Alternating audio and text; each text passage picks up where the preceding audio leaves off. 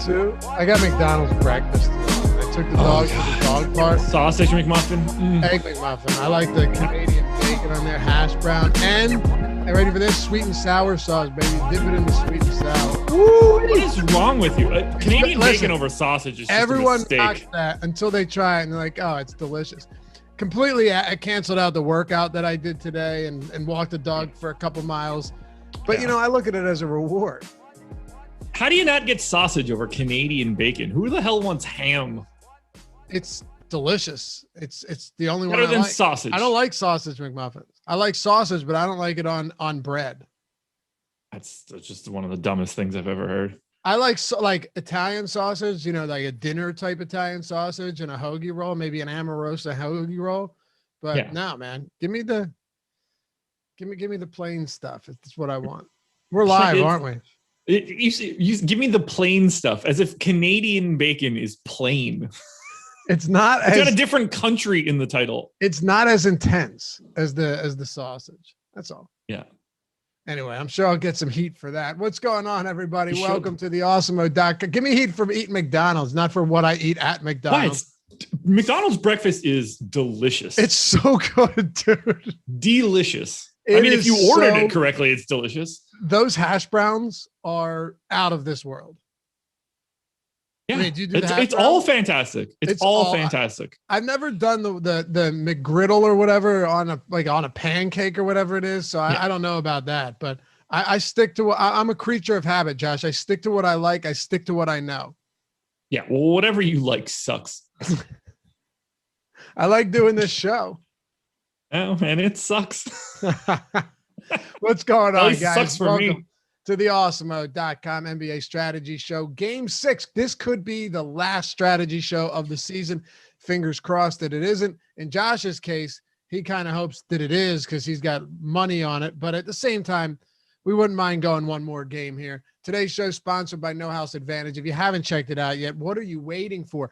Get over there. Check out No House Advantage. Go to nohouseadvantage.com. Check it out in the Apple App Store, Google Play, whatever it is. Use the promo code Awesemo when you sign up, because when you do that, you're going to get a $20 free deposit bonus injected straight into your account. But the best thing, it's a peer-to-peer player prop system format. Okay, instead of like other sites where you're drafting teams based on salary restrictions and everything, which of course is fun. We talk about it every day.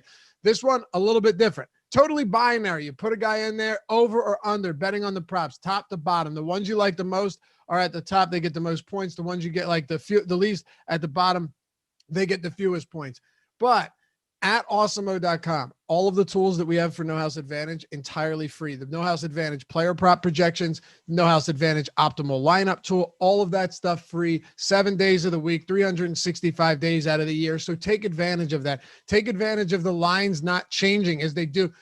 Josh, people don't recognize it's not just that they don't change, but it's at a lot of these other similar sites, they all change. Yeah, it is.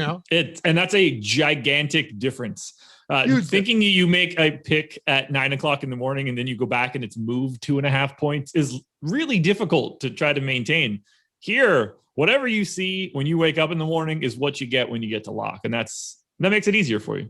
Yep, absolutely. So check it out, nohouseadvantage.com, App Store, Google Play, whatever it is. Use all the free tools. Take advantage of every edge you can get. And we're providing them to you right here, completely free of charge. Use that promo code Awesemo when you sign up. I think you'll like it. We've seen a lot of No House Advantage screenshots lately too, which always makes me happy. All right, Josh, we've got one game. One game is what we've had for what? When's the last 2 game slate we've had? The weeks ago semifinals. Right? Yeah, at best. I legitimately have no idea. We would have had recent semifinals. We definitely would have had some 2 gamers because that's 4 different games going on. Yeah. But it's been, I don't know, maybe not a month, but it feels like a long time is all I'm saying. 3 weeks easy. 3 weeks easy. So the first Atlanta game was the 23rd against Milwaukee. Yeah. So basically a month. Yeah. Basically a month that we've been doing single game showdown slates, but hey, we keep hanging out. You keep coming hanging out to keep us company. And we're going to enjoy it for sure. Yeah. And we of course I use the Underdog app. Was it Rosso, yeah, for sure. It's awesome. Use the promo code Awesemo. I don't mind saying that on a No House Advantage sponsor because they're two totally different things. So yeah, if you want to do best ball drafts, use the promo code Awesemo. Get $25 when you sign up and deposit over there too. All right, man. So at this point, really what it comes down to isn't the fact that we've got injuries, because we don't. I mean, everyone in large part is healthy. And if they're not, like Saric is 10 minutes per game. We already knew that he wasn't playing. He's been out with the ACL for a couple games now. At this point, really what we're tracking and trying to make sense of is the fluctuations in salaries. And DraftKings, interestingly, has been pretty quick to make some big swings in salaries over the past couple of games. They have. People are moving around. FanDuel in particular, too. Like Devin Booker is ultra cheap there. To me, he is now the best Phoenix option you can get to, which is a little bit different than where we were before. Although he is up from 12 to 12.5. It's just sort of the way everybody else is moving around.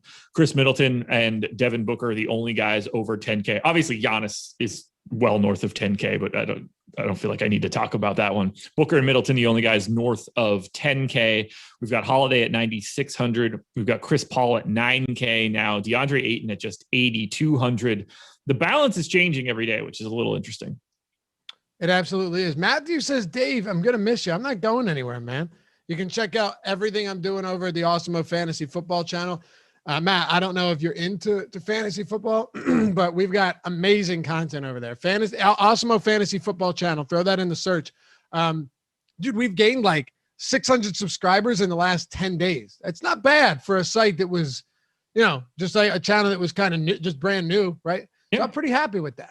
Doing some great videos over there, and I'd love for you to check them out. Leave a comment, hit that thumbs up, show some love, and even if you're not into it, if you love what we do over on this channel, just show us some love, help boost that algorithm. But I think you'll really enjoy the content for sure.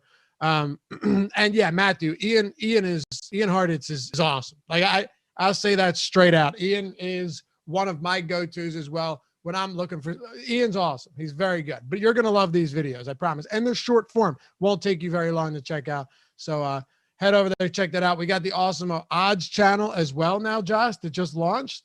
We do. We'll be hanging out there today, I believe. Yes. Live After Lock show is going to be on the Awesemo odds channel. So hopefully at following Live Before Lock, you guys will join us over there to hang out. Point is, I'm not going anywhere. Josh isn't going anywhere. He's still doing MLB stuff, but we're going to be doing a lot of different stuff. And then football is going to be here way before you know it. Can't wait. Training camp starts in just a few days. So let's get it started. Josh, the Bucks at home, 4.5-point favorites, 222 total. You have them winning today and going 4 straight wins after being down 0-2. Yes, that is a very true statement. I hope they win. At least it would be advantageous to me in a large way if the Bucks pick up the W. And I feel fantastic because the first thing that I saw when I got into this chat was Antoine Murphy saying Suns money line. My money has never been safer. Oh, what a relationship you have with that guy. Makes me laugh every time. That's one word, relationship. Can we talk about last game and what went right and what went wrong for these two teams? Now, I'll tell you one thing. I'll tell you one thing that's very simple, and you will agree with me because it's not actually a subjective take. When Jrue Holiday plays well and forces Giannis not to have to do everything, because mind you, Giannis still had like 32 points. I think he had 32, 9, and 6. Yeah, still at 32, 9, and 6. Chris Middleton still had 29, 7, and 5. But when Jrue Holiday, who was shooting 33% before this game in the series, 27% from 3. When Jrue Holiday is even decent, this is a better team than the Suns. It's that simple. When you have those 3 guys playing, I'm not even talking about elite basketball. Just play good basketball together for the first time. Because it feels like all series, there hasn't been a single game where all 3 of these guys have played well in the same game. Even in several where the Bucks won. Last game is the first one where they all played well, and they got to win in Phoenix in a game that the Phoenix Suns desperately needed to win to avoid going down 3-2 after being up 2-0. It's a just wild scenario to see Jrue finally like wake up and be the guy that they wanted him to be the entire time. I guess it's happening at the perfect opportunity. If you're going to get it, now's the time to do so. If he has a game that's even comparable to game 5, I just find it really difficult for Phoenix to be able to hang in. The stat that has been catching my eye the most, and it's sort of like a twofold stat. I'll hit you with both of them. I hit Ben with this earlier today. I'm going to hit you with it, and you're going to understand where I'm going with it no matter what. Do you know how many assists Devin Booker has in the fourth quarter of the finals? How many assists he has in the fourth quarter of the finals? Yes. I'll say 2. 0. Wow, really? Yeah. And his expected assists in games 1 and 2 were massive, both double-digit figures. They've been minimal single-digit affairs in games 3, 4, and 5. We see Devin Booker going crazy and scoring 40 points in game 4, scoring 40 points in game 5. That's happening at the expense of what was a really efficient offense. And I don't know if that's a good thing. I don't know if that's a Chris Paul blame thing. I think Chris Paul is gassed. Jrue Holiday has been in his jersey for the better part of, 4 games at this point now. I don't know how much he has left in the tank, but I think they need Devin Booker to be a little bit more of a facilitator than the just shoot every time guy. I don't know. We'll see, though. Easier said than done, for sure. Yeah, it's tough because, he's still shooting over his last 2 games 55%, and they lost both of them by a combined 9 points. Right? Yeah, it's not the offense. Both offenses have been fantastic in this series. They have. And DeAndre Ayton led the team in minutes last game. He played 45 minutes last game. Yeah. They don't have much of a choice. By the way, Mr. Go Blue, I did not steal that from ESPN. Saw it yesterday. That would imply that I watched ESPN. Maybe it was. I don't know where I saw it, but I certainly didn't see it on ESPN. Maybe it was the ESPN stats and info Twitter that you saw it on. Yeah, that's not a thing that I follow either. But it's still not stealing it. It's just seeing a stat. And it's fact. If I know the stat, Yeah, that's all it is. But yeah, look. I don't know what the problem is with the Suns. I actually don't. Maybe to take a bit of a contrarian take to yours, or sorry, an opposite take to yours. I don't know if there's anything wrong with the Suns. I just think that in last game where you have Holiday, Middleton, and Giannis all playing quality basketball, people can look at Giannis and be like, oh, he only had 52 fantasy points. He only shot 4 of 11 from free throw. Sure, I get that. But he still shot 14 of 23. Like, he still finished with 32 points. He wasn't a liability, and he's still a great long defender. So when you have all 3 of those guys that are playing good basketball, and Jrue Holiday, I'm telling you, this guy has really struggled in this series. Outside of that one game, and I believe it was game 3, where they got the win, he has not played well.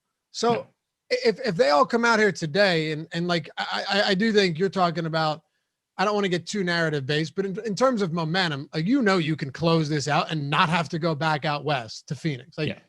That is, but Phoenix also knows that they need to win this game to go back to Phoenix. So it goes both ways. But if all 3 of these guys are playing well, I'm taking Giannis, Middleton, Jrue, all playing at a high level. Let's say like 75% of their best, all of them collectively. One could be at 100, one could be at 90, one could be at 75. That's fine. Just can't have one at 10%. If they're playing like that, I'd take them over Paul, Booker, and Ayton. It's just, I would. They've just got, the Bucks have too many different guys that can create what they need. And the Suns just don't really have that any longer. You've got Booker as that individual creator. It hasn't been Paul for a couple games. They don't have really anybody else that can be out there as a secondary creator. They might have to go to a little bit more campaign. The real problem has been in the minutes that Booker has been on the bench. When they have Chris Paul on and Devin Booker off, I want to say they've played roughly 40 minutes in that scenario, and they are minus 40 for it. They're losing a point per minute every time Devin Booker is off the floor and Chris Paul is on it. That is not going to get it done. Chris Paul is there to stem that tide, and he has not been able to do so. If that doesn't change, they don't really have much of a choice. They're going to lose. Oh, there's no question there. I mean, Chris Paul has to be playing at his game 1 level. Yep. Like, very simply. He shot really well last game.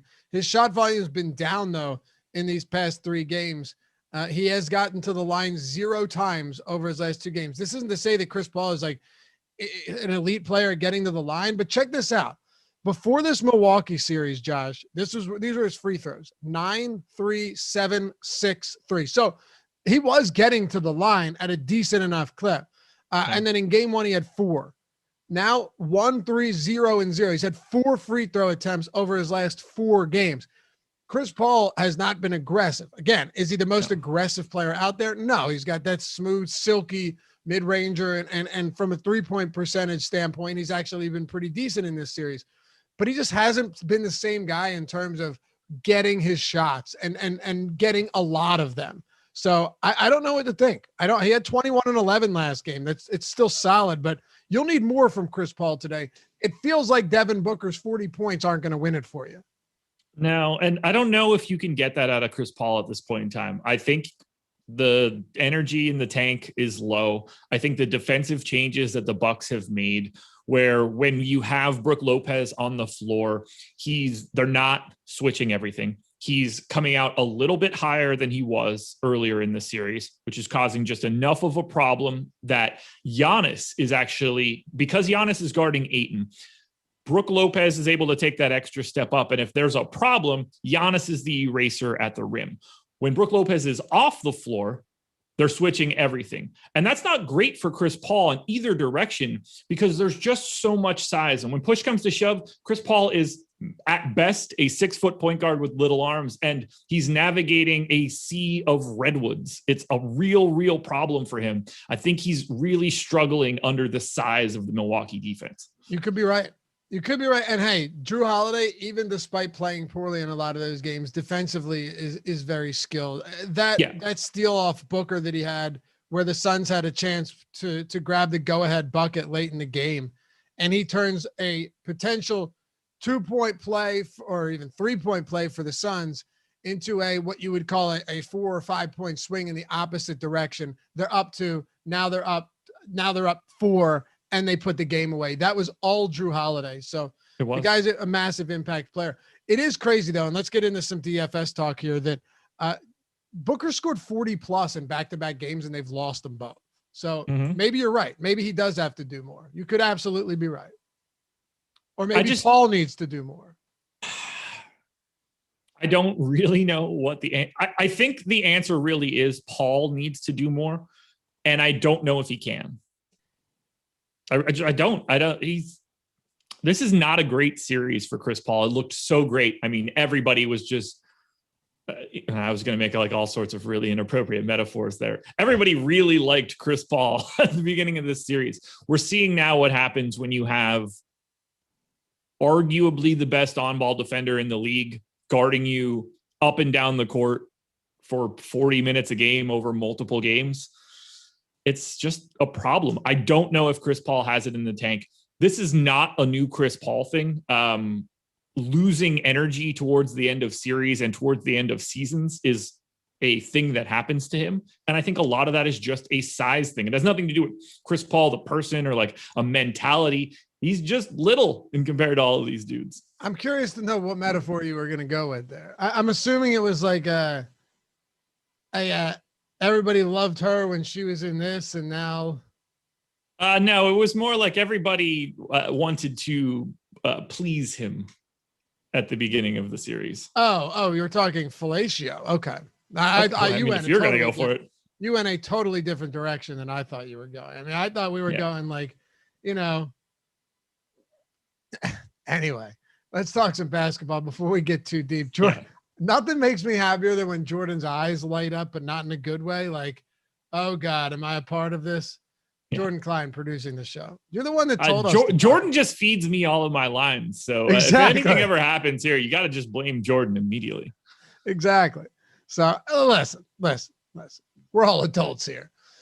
Phoenix and Milwaukee. Let's talk captain spot. And of course, we got deeper dive, or we got live before lock today, live after lock. We crushed the betting game last time out. Hopefully you came along for the ride and sweat those with us, because I think we missed 1 out of 8 or 7.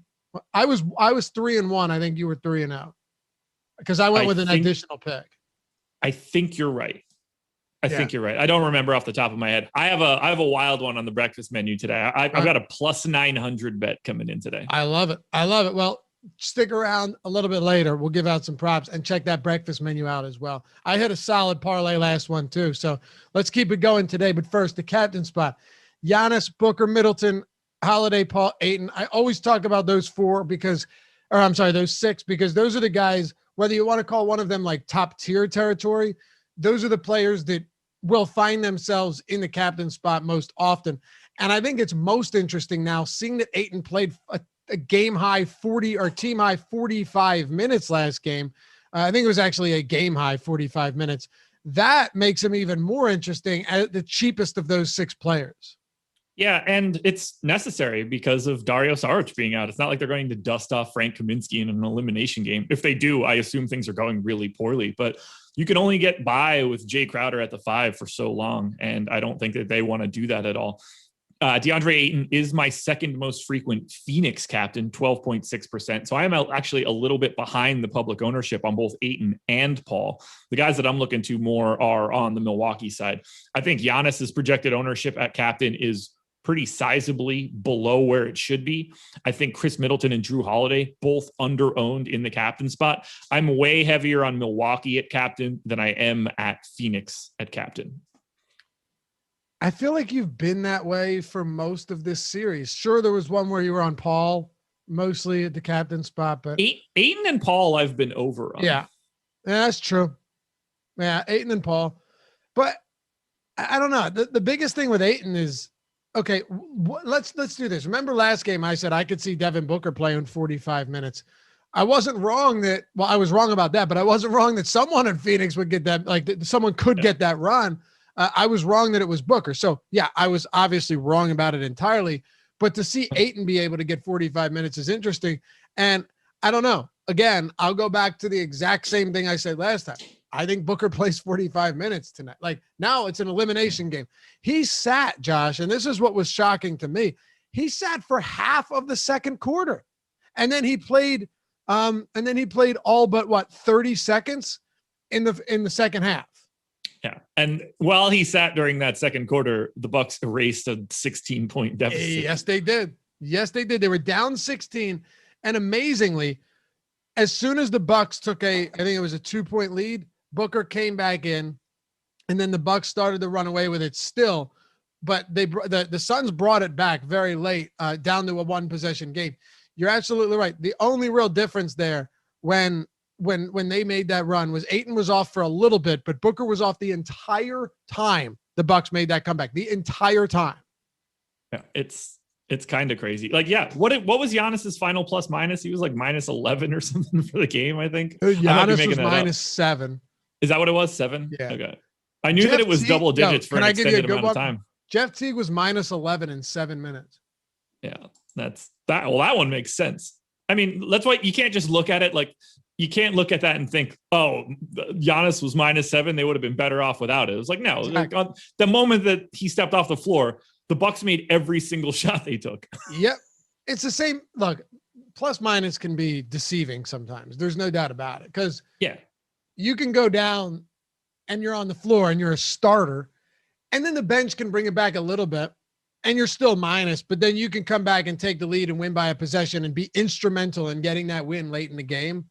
And no one gives a shit about your plus minus. So exactly. It's relevant in the long term, not in the short term. Right. But Holiday was a team high plus 11, and Brooke Lopez was actually plus 10. So it doesn't matter. So your favorite captain spot player is on DraftKings and on FanDuel at MVP are who? Oh, well, Giannis MVP on FanDuel is just by default. If you think that it's somebody else, you're not playing the math game correctly. Now, it can be someone else, but if you want Giannis or the field, Giannis is the favorite. My God, dude. Cam Akers just suffered a torn Achilles at training camp. Wow. So I don't know what team he plays for. To me, you were about to tell me that Giannis was out with COVID. That was the only thing that I thought that we could have been talking about. You said Cam. I immediately thought that Cam Payne or Cam Johnson were going to be out. None of that is interesting. Dude, I'll tell you what. Cam Akers is a guy that's going in the first round right now. Isn't he the kicker for the Eagles? Oh, well, fuck you, man. He is the That's a good pull, right? Though he is the Rams. He is the Rams starting running back, second-year player. He's a first-round pick in every draft. I thought you don't take running backs anymore. Is that a different thing? That's sorry. That's the only thing I see on my tweet deck. That's old news. No, you do. And if you're not, you're crazy. But sorry, I know we're here for basketball, but that is a huge news. Or a huge piece of news. Huge piece of news. Wow, man. That's crazy. I don't know how the Eagles are going to kick extra points now. Well, let me tell you what. If you had he wasn't hurt all last year, Jordan. If you have Darrell Henderson, you should be licking your chops because that is huge. Todd Gurley coming back? No, but at least you knew he was on them at one point. Eric Dickerson season, baby. Where Marshall Faulk at? I can name old Rams. I'm not impressed. Anyway, favorite captain, favorite MVP. On FanDuel, it doesn't matter. It's just Giannis. On DK, it still doesn't matter. It's just Giannis. But he's not the same sort of overwhelming guy here. I have him at 32% optimal captain. We have him at 21% ownership. So I really like getting to Giannis at captain. I'm expecting big things out of the Greek Freak. By the way, I was telling everybody not to draft Cam Akers in the first round. So, I didn't see this. Look coming. At you, man. Clairvoyant. You saw torn Achilles coming. Yep. No, that's awful, man. That's so awful. Oh, there's going to be so many stupid best ball tweets about guys drafting Darrell Henderson in like the 12th round, and they're just going to be like, "Oh, I'm going to win the millie." Yeah, auto fellatio at this point. Oof. I should mute best ball on Twitter. Actually, that would be a smart move. I love it, man. But yeah, too many people tweeting their lineups like, "I'm winning this league, baby." It's like, oh, cool. Your expected value on that lineup is less than what you paid for it. I promise. Yeah, but it's fun. Well, it's sterile. And I'm like, some things just have to happen on this show, I guess. Mid-range players. Deion Jackson says, I drafted Akers yesterday. See if we can trade him, bro. Yeah, that sucks, man. Trade him for nothing. Free up that roster spot. I have him in a dynasty league where I have Christian McCaffrey, Dalvin Cook, and Derrick Henry in that league. No joke. Like that is an absurd RB core. I heard the last two. Christian McCaffrey, Dalvin Cook, and Derrick Henry on the same team. Oh, I didn't hear the Cook. Yeah, that's decent. Crazy. So if I had, if I had Akers too, whoo. I mean, go pick up Henderson. I'm sure he's a free agent. No, he's not. Not in this league. No.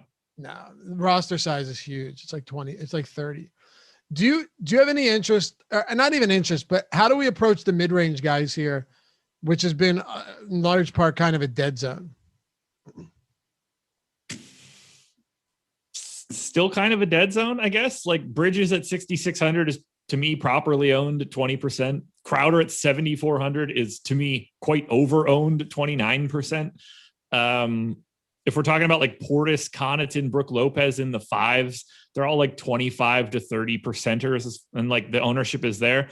I don't think the mid range is like a wash with value, unfortunately. I'd like to get back to Tucker at 3,400, which I hate. Yeah, I hate it too, but I keep coming back, and it sucks. But DraftKings won't change his price.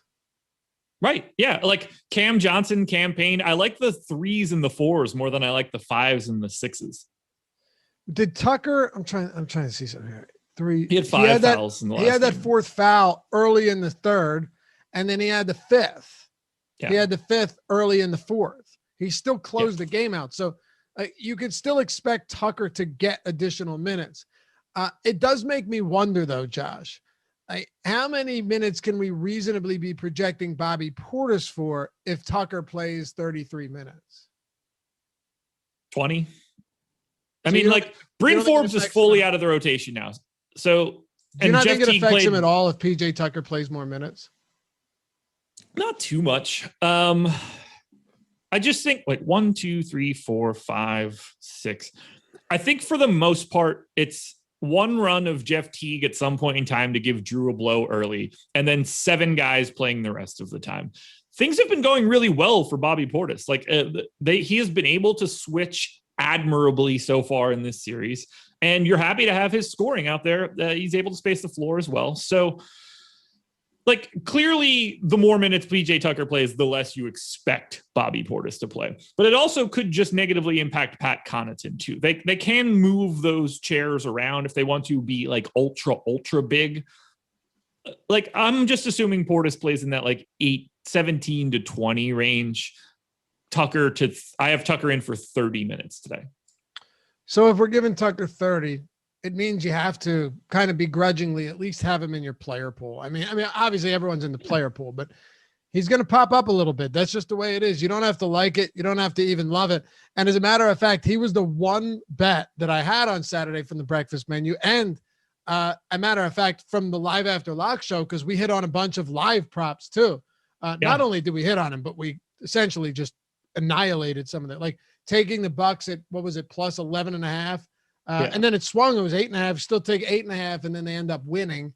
Ended up taking the Suns at plus 11.5 going into the fourth quarter. You know, you middle that one pretty nicely, and you're in business. But the one I missed, Josh, PJ Tucker over 4.5 points. For the second time in 8 games, he didn't get there, but also the second time in a row. Cheering for PJ Tucker to do anything of value on the basketball court is not fun. You need every one of those minutes to feel good, unless it's game 4 where he hit it in the first 30 seconds of the game or whatever the hell it was. Yeah, look, it's not fun, but again, I've been beating this drum for a while now. There are 6 legitimate options. You probably need 4 of them more often than not. And to do that, you need to start saving salary elsewhere, whether that's going to Jeff Teague at 2K or Torrey Craig at 2,600, or, you know, in this case, PJ Tucker at 3,400. You got to save salary somewhere. It's really easy to play DFS if you only want to roster Giannis, Middleton, Holiday, Paul, Ayton, and Booker. But unfortunately, you don't get that much salary. You got to pick something somewhere.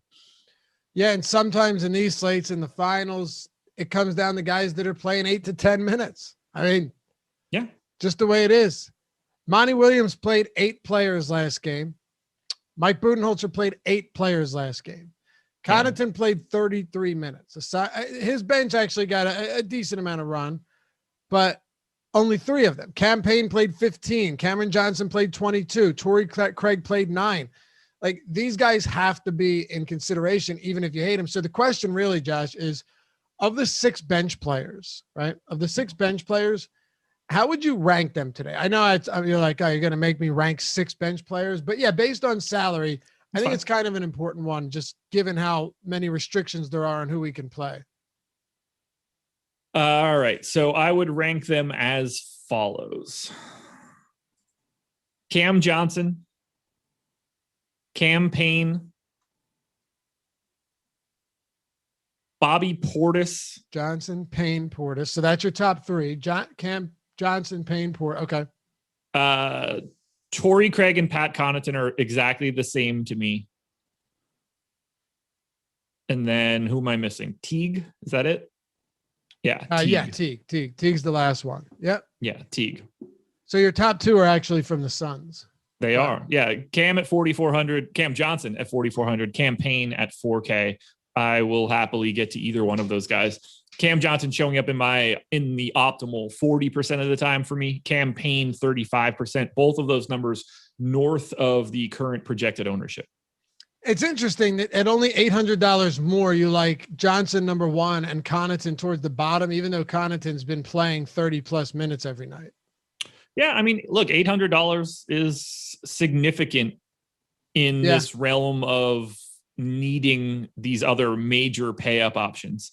So that extra salary is freed up a lot. I think I have Cam Johnson in for 24 minutes today. Let me double check that. That might actually feel a little high. Cam Johnson. Yeah, 24 minutes. So I only have them separated by 1.2 fantasy points. So it's not that big of a gap for me. The salary piece of it is just massive. Yeah. And I still like Connaughton more than our current projected ownership. It's just not the same sort of gap. Let me pivot to a question that we got from where are you, fella? Christopher Burnham says, Do you guys like the idea of Connaughton and captain on DraftKings tonight? So, Josh, we'll take we'll kind of look at this on a wider spectrum. Are there any guys other than those top 6 that we talked about, whether it's Middleton, Ayton, Giannis, Paul, Booker, Holiday? Are there any other guys that are actually of some utility or are viable in the captain spot, even if it's at a lower clip? Like if you're playing 150 lineups, yes, you're ending up with a share or two of Connaughton or Portis or Cam Johnson or something like that. I have one of the big 6 as the optimal captain 89% of the time. So no one outside of that group is a legitimate captain option. No matter what anybody's telling you, they're like a 2% chance to do that. If you think that making a prediction on a guy that you need to happen 1 out of 50 times is like a good play, that's fine. They can be good plays relative to the public ownership, but in terms of frequency, there's nothing outside of those top 6 that you like legitimately want to get to on purpose. Yeah, exactly. You're building a very, very, very, very, very different lineup that is only relevant in ultra large field contests. Because if you're playing in like a 2,000 person single entry, there is no reason for you to go to anyone outside of that big 6. Okay. I think you're probably right. If we were to build a lineup right now, we do have ownership. I'm sure you're aware. I am aware. And the Showdown single game NBA projections are free today if you want to check them out. Not only that, but MLB projections are free today, and so are the PGA golfer rankings for Thursday. And Adam's NBA deep dive, he's still doing that throughout the week. It's totally free as well on the homepage. It should be posted soon. EMAC, I think, probably still does his building blocks article. I believe he does. That should be up already. So a lot of free content there, a lot of stuff we rotate through.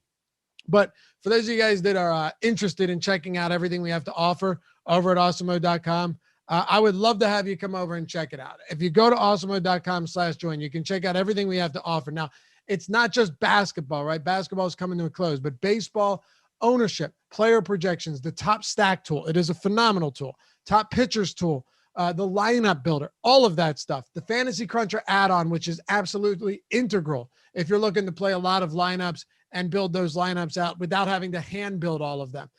UFC, top fighter tool, ownership, projections, fighter projections, all of that stuff. UFC pro plays, the same thing. Like all of these tools that I'm naming are catered to every single sport. We have them all for PGA, the top golfers tool, ownership, all of that. For NASCAR, we have it for that. We have it for League of Legends, for esports, for everything. I'm sure, of course, NFL, all of that stuff. Go to awesemo.com/join. And of course, in case you didn't know, all of these tools built by and used by the #1 ranked DFS player in the world, Alex Baker, Awesemo himself. This fella's won a lot of money using these very tools that are on the site. I can assure you of that. Millions to be exact. So check them out. Go to awesemo.com/join. And last thing I'll say, if you wanted to just do a week, you can do a week. You want to do an express pass, we got you. It's less than $5 a week. You want to do a monthly, one sport, annual, single sport, like annual just football, you can do that. Or you can make a real investment, do every single sport, no matter what. And the great thing is you don't need to know these sports in order to be good at a lot of them, as long as you understand how to use the tools and take advantage of that. So go to awesemo.com/join, check that out, and hit me up on Twitter if you have any questions about it. My DMs are open. All right. You got an optimal. Was that your back crack? Shoulders. Oh, I heard that. That's good. That made it through the noise reduction on the mic too. Yeah. That's how loud it was. That's amazing. The feeling afterwards is wonderful though.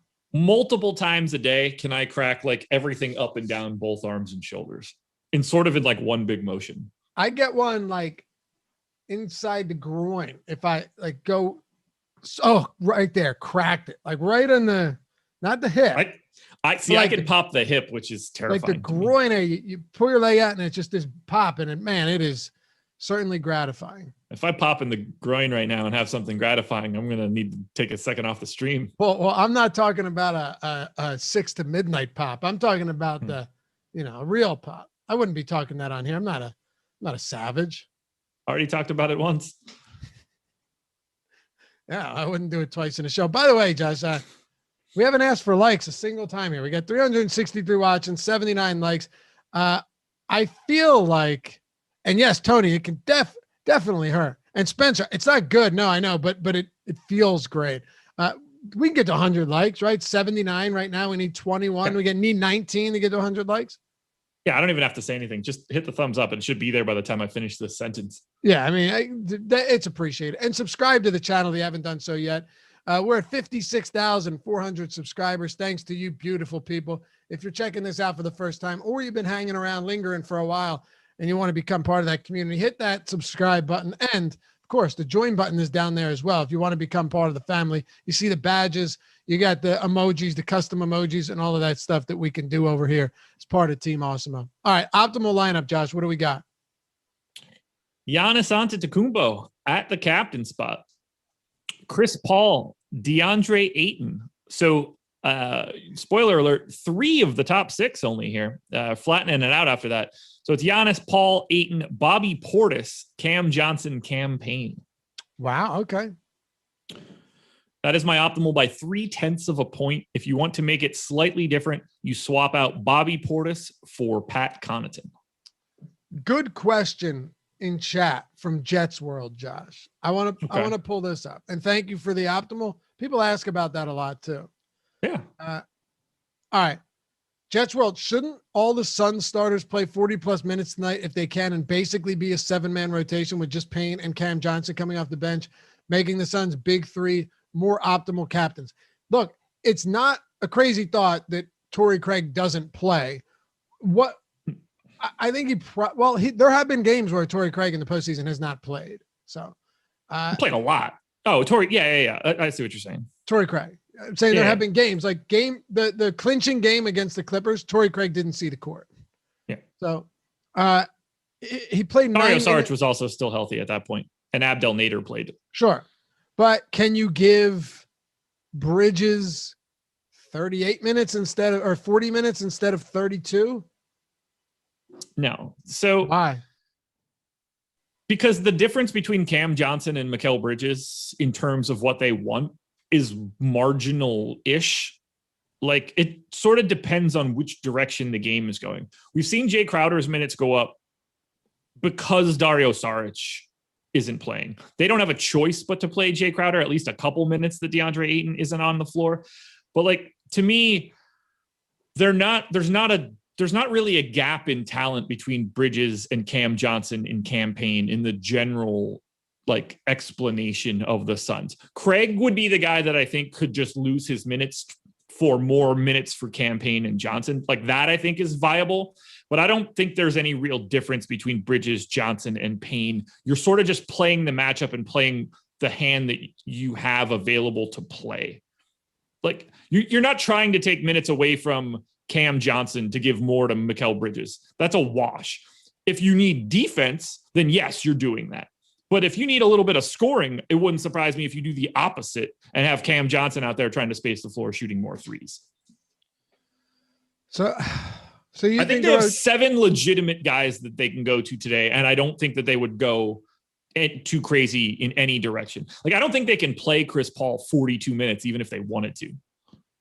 So do you think Craig definitely gets in the rotation, plays his 9 or 10 minutes? Probably. I have him in for 10 right now. If you ask me which one, if I thought he goes over or under that number, I would certainly say that I think under is more viable just because he's Torrey Craig. He's the guy that like they'd need the least out of all of this. I would be very, very surprised if Cam Payne or Cam Johnson played minimal minutes. Like it would really, if Bridges plays 40, I assume the Suns won the game. And I don't want to say handily, but like, I assume they controlled it for most of the second half. All right. Final score prediction, Josh, before we get to our player props here. Screw a total because I have no idea. Total's 222. I'm not doing this math in my head. Bucks by 9. Really? Yeah. All right. So I think all the hype is coming in on the Bucks right now. Just as much of it was coming in on the Suns for game 5. I think we're going to a game 7. Oh, I hate you. Okay. I'm going Suns 114, Bucks 109. I desperately hope you're wrong. Why? Because I want the Bucks to win and just end the damn series. I would love a game 7. I have been trying to get the Bucks to win series since last year in the bubble. So I just want to be paid off. And look, if they do, can all the people just shut up? Like, they followed the exact path they needed to. They got there pretty early, washed out once, washed out last year. They built through all that adversity. They look like a team that has been in big situations, came up short, and now have the experience to do so. The Suns just look like the Bucks of 2 years ago. The Suns are early. Let's be clear here. They just happen to have an old point guard doing it. But the Bucks are following the same path that most title-winning teams have, in that it usually takes them a couple rounds of getting beat down and coming back the next year. And now finally they're at the precipice of doing exactly what everybody expected. Sure. And they definitely don't look like a team that would have got swept in the second round if the other team was healthy. They wouldn't have got swept. They would have lost 4-1. Come on, you know it. No, I don't agree. Were they underdogs? Yes. Would I have picked the Nets at full strength? Yes. Swept? No. The gap's not that big. Well, look, you healthy up. You make the Lakers healthy. You make the Clippers healthy. You make the Nuggets healthy. The Bucks have won that series. Would the Bucks have won what series? Against the Nets. No, I mean, they would have been the underdogs. Would the Suns have won? And again, I'm not just singling out the Bucks. Every team had injuries. Would the Suns have beat the Lakers if Anthony Davis was healthy? No. Yeah. It's funny how that works. I don't know how you could come up with an opinion otherwise there. I mean, we were talking about a 2-1 series and a monster betting line. Not a lot of people were chirping that the Suns were going to win that until AD went down. By the way, I just posted a video with Darrell Henderson as my number 1 backup running back to draft in 2021, and it was released this morning. I mean, if that's not foreshadowing, if I'm not clairvoyant, I don't know who is, Josh. He is the backup to Cam Akers, who just went down with an ACL, by the way. Do I need to retweet something for that? Get that out there? That'd be good. We probably should, right? Yeah, it's probably a decent day to push that, by the way. Can I hit you with one? I want to hit you with the optimal for FanDuel. Not that it's interesting. Giannis, MVP, Booker, star, CP3 at pro, Connaughton and Bridges closing out the lineup. That's the optimal by 3/100ths of a point. 278 on the by dot. 3/100ths? Okay. Yeah. My second one is 277.97. And that's what happens if you flip-flop Booker and Paul at star and pro. They're separated by 3/100ths of a point. Lofdamus has spoken. Yes, sure. Yeah. And then my final thing, I want to hit you with my long shot plus 900 bet. Oh, please today. do. Hit the player props, Jordan. Get us down there. Jordan Klein producing today's show from behind the virtual glass. Thanks, pal. Spoiler alert on breakfast menu, but you should watch it anyway. And I hope that you do. And make sure you're hitting the like button on that and on this. I took for a quarter strip of bacon plus 900, Giannis Antetokounmpo to triple double today. Wow. Yeah. Whoa. Yeah. Look, the double-double feels like it's pretty set in stone. I got him projected for 34 and 12. So I got him projected for 6 assists. I just need a couple more. I love it. I think it's a fun bet to have. I enjoy it. Listen, I'll do player prop. I'll do player prop parlays sometimes where, it'd be like, I remember Ben Simmons over 16 or 15 and a half points and the Sixers to win at plus 250 or whatever it was. Those, you can find actual good ones there. Generally I try and stay away from the long shot stuff, but you can find some good ones. And the triple double props aren't all that absurd, especially if it's a game like this where you think the minutes are going to be higher than they've been all series long. I can get down with that for sure. But I'll say this much. I've got one for you. Drew Holiday. I can't believe I'm doing this. Drew Holiday over 19 and a half points. I think the fella's awake now. And I will also throw this out there that while Drew Holiday has not played well,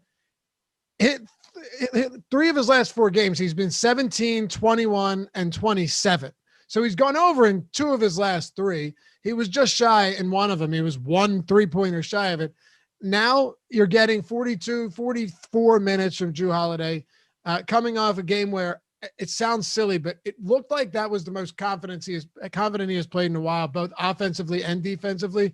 I like over 19.5. Can Jrue get me 20 points in a game 6 at home? I absolutely think he can. That's what I got for today, Josh. I got him under that number, but it's not like I'm like right on. I think it's a good line. Yeah, it is a good line, but I also think. So you think the Suns win and Jrue Holiday goes over in points? That's an interesting dichotomy. Yeah, but see, you got to take some of the externalities into account here, and if you think that the Bucks are going to win this one, Holiday going over 20, Holiday playing well is the recipe to success offensively for the Bucks to win this game. Yeah. You're going to need a piss poor shooting day out of Chris Middleton at that point. Not really. Chris Middleton had 29 last game. Yeah, they won. Oh, I thought you were saying in order for Holiday to go over. I was like, no, they can coexist. No, in order for your Suns pick to win. Yeah, for sure. Oh, you're look, Giannis is getting 25 plus just by default. You were laughing at the fact that I said I think Suns win, but Holiday goes over. Got you. Yes. I don't think that's all that egregious of a take, honestly. I don't. Yeah, well, but I'm not betting on the Suns to go over. I just want that. I told you, I just want it to go to 7. I'm actually betting on Jrue to go over. So take that for what it's worth. Well, I need this one. Suns or I could take Suns right now to win the series at like plus 330. I've already got Bucks here at plus 300 to win today, along with Bucks to win the series. So I could just lock in a bunch of profit if need be, but I'm letting it ride because I think the Bucks win this one outright and just finish this bad boy out. Anything else, Josh, that you want to throw out there before we go today? Thanks to all of you for watching. But Josh, anything else you got going on today, tomorrow, yesterday? Yeah, so breakfast menu will be out shortly. We're looking at thumbnails right now. PGA Contenders is getting recorded a little bit later.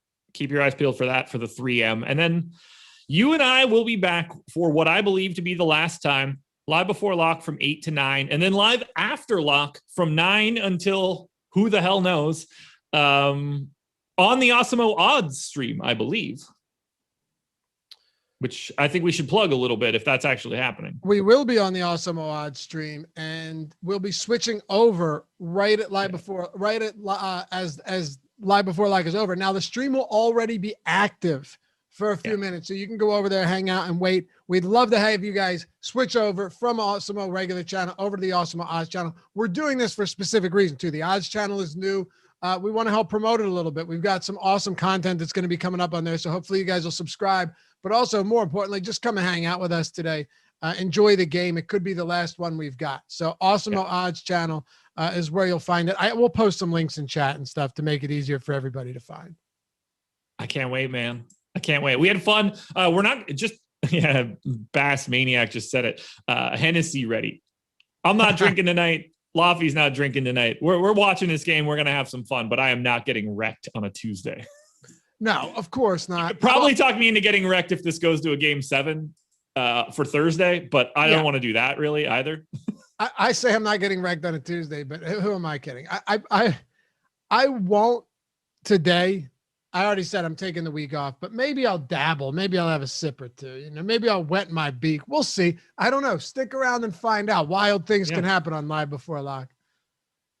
That's all I got, man. All right. Well, we'll see you guys. We'll see you guys back here soon. And appreciate you. You got us well over 100 likes, up at $132. Let's go, man. Final strategy show of the year, man. Yeah. Yeah. Cantor says different story at 9 East. You're right. But the thing is, you got to get up early, the 4-month-old. Although if you, the trick is just drink water all day and drink it throughout the night and then chug one before you go to bed. Maybe drop a liquid IV in there. You get the hang of it, Man. We gave the DK Optimal out. Taste the Skittles. Just go back a little bit. We gave it out. Yeah. Don't yell at us just because you weren't listening. Yeah. What's going on, guy? I think that'll do it for us. Check out No House Advantage. Use the promo code Awesemo. Use all the free tools over at Awesemo, free every single day of the week. Check the free content out today and go to awesemo.com/join. Check out all of the tools and content that we've got for any sport out there. If they got content, if they got contests, we got content for it. Josh Engleman at Josh Engleman on the Twitters. Hit me up at Loughran_D, LOUGHY_D. And please check out the Fantasy Football channel. You'll love it. I really think you will. Share it with your friends, whoever else. Maybe they don't have to be in your leagues because it's great information. Jordan's cued the music. It's my time to go. Peace. Last one. Nah, baby. We got one more.